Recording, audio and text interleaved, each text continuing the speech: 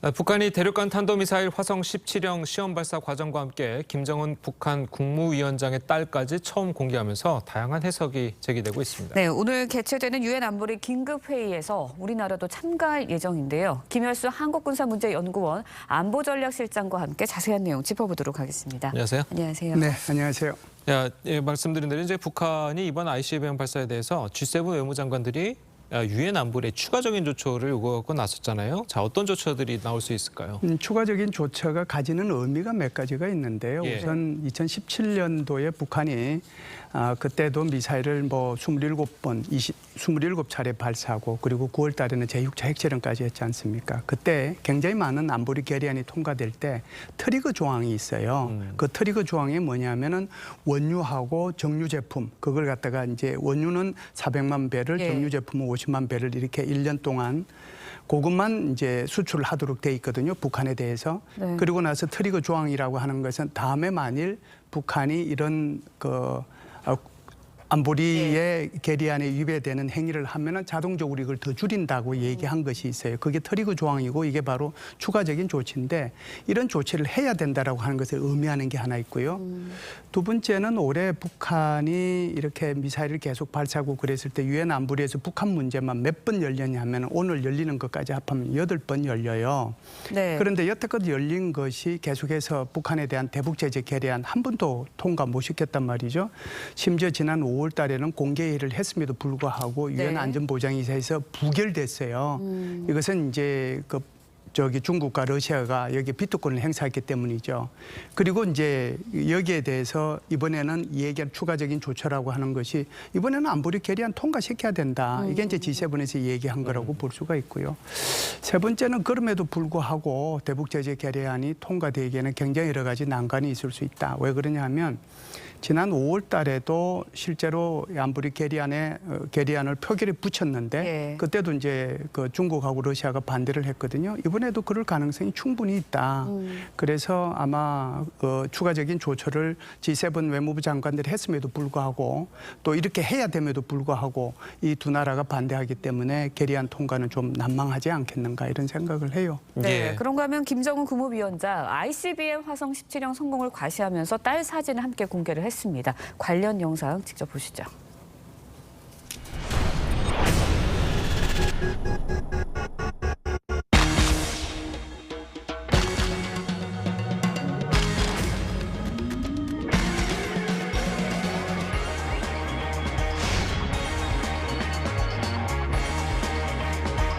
사랑하는 자제분과 요사와 함께 몸소 나오시어 시험 발사 전 과정을 직접 지도해 주시며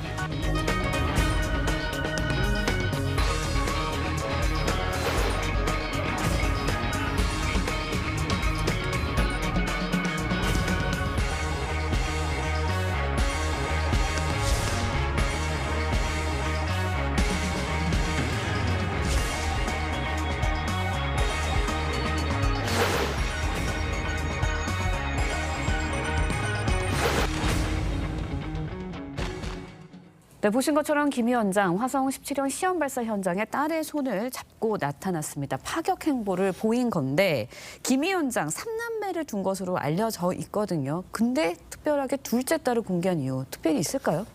이설주하고 김정은하고 결혼한 게 2009년이거든요. 그래서 첫 번째 아기를 놓은 게 2010년이고요. 이건 지금 말씀하신 것처럼 아들일 가능성이 있다라고 얘기하는 거고 지금은 이제 언론에 나타나고 있는 저 아이가 2010년생 김주애라고 알려져 있는 딸아이고요. 세 번째 아이가 2017년생인데 그 아이는 성별이 아직은 뭔지 이렇게 잘 포착이 안 되고 있는 그런 상황입니다. 그럼에도 불구하고 둘째 딸을 이제 어찌됐든 둘째를 데리고 나온 거잖아요.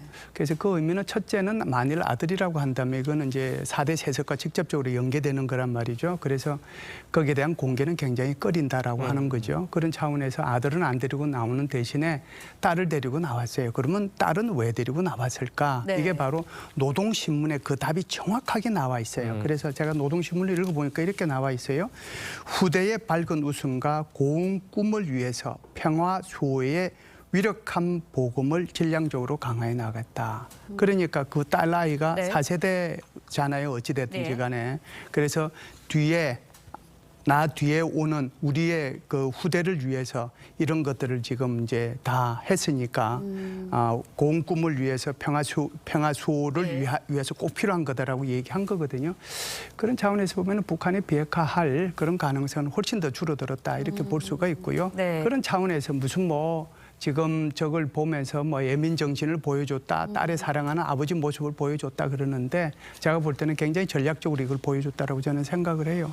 자, 네. 그러면은 앞으로 이 둘째 딸이 그 지금 공개 안 된 그 아들, 첫째 아들의 그 지금 김여정이 김정은한테 하는 것처럼 좀 그렇게 할 가능성이 있습니까? 시나리오가 이제 몇 개가 있을 수 있는데요. 예를 들면 이제 이럴 수가 있겠죠. 우선 뭐 첫째 아들이 정말 건강하고 네. 그렇게 해서 4대 세습으로 가는데 아무런 문제가 없으면 그냥 4대 세습으로 가는 거고요. 예.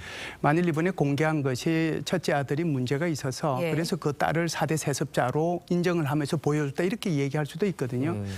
그래서 그것이 어느 쪽인지 아는 것은 오로지 이제 김정은만 알 수 있겠죠. 그래서 아주 어릴 때부터 이제 세습 교육을 시키겠다라는 그런 생각이 있다라고 하면 그렇게 했을 가능성이 있다라고 보는데요. 설령 첫 번째 자기 오빠가 예. 나중에 4대 세습을 한다고 하더라도 뭐 지금 김주애 같은 경우에는 김여정과 같은 그런 역할을 나중에는 할 그러니까요. 수는 있겠죠. 네. 그리고 지금 김주애가 이제 공개된 게 대략 우리 나이로 한 10살, 그 만으로 한 10살 정도, 11살 이 정도 나이로 이제 추정이 되는데 김정은이 처음 그 언론이랄까요? 이제 외부에 공개된 건 언제였습니까? 그 김정은이 공개된 것은 김정은이가 2007년 정도 될 거예요. 예. 이제 그 전에도 김정은 해서 네. 이게 이름이 어느 것이 더 정확한지도 우리 사회에서 굉장히 그게 많이 논의가 됐거든요. 그때까지만 하더라도 대부분의 언론에서 김정은이라고 그랬단 말이죠. 근데 나중에는 이제 김정은으로 밝혀졌잖아요. 그것처럼 굉장히 늦게 그러니까 나이가 그때 당시로 봐서는 김정은이가 1995년생이니까 5년생이면은 뭐 1900 예. 죄송합니다. 1985년생이니까 그때 이제 공개가 됐으니까 굉장히 늦은 나이에 공개가 됐다라고 봐야죠. 예. 네. 전통적으로 북한은 이렇게 세습할 자기의 그 후대들을 언론에 공개를 안 해요. 네. 그러니까 이번에는 굉장히 특이하게 공개가 됐다라고 봐야죠. 네, 그럼 이제 북한이 핵을 4대 세습하겠다는 의지 만천하에 드러냈다라고 봐도 되는 걸까요? 그렇죠. 그러니까 절대로 이제 이 핵 포기하지 않겠다라고 하는 것은 노동신문을 통해서 정확하게 밝혀냈다라고 보고요.